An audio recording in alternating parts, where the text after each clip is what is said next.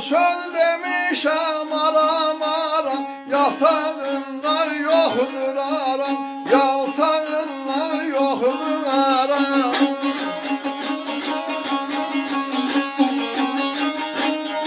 Ay yeməmişəm vallah haram, yeməmişəm vallah haram. Ben de belə yaşamışam, ben de belə yaşamışam.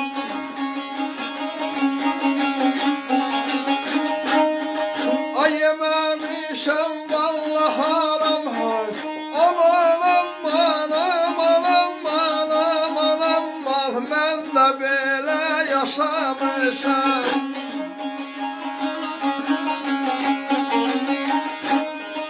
Sözler değerli dostumuzun Asir Talıboğlu'ndandır.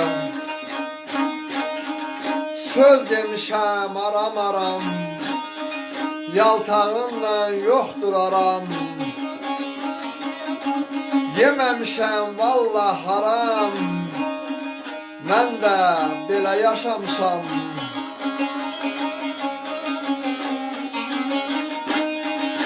Əyriyə düz deməmişəm, 50'ye 100 deməmişəm. Badoşa 100 deməmişəm, mən də belə yaşamışam.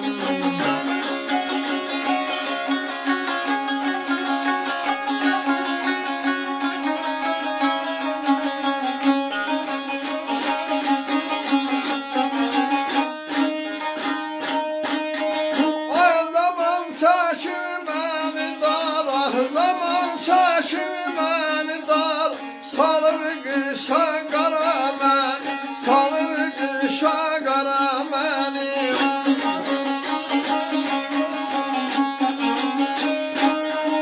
Ah yolunda qara məni, ah yolunda qara məni. Mən də belə yaşamışam, mən də belə yaşamışam.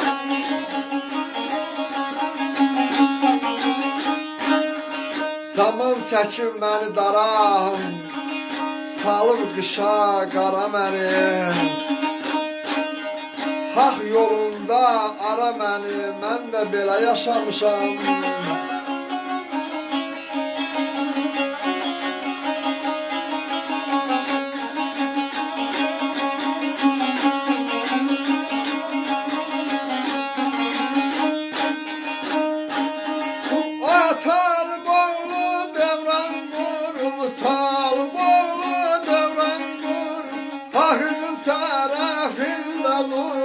Hakkın tarafında durur.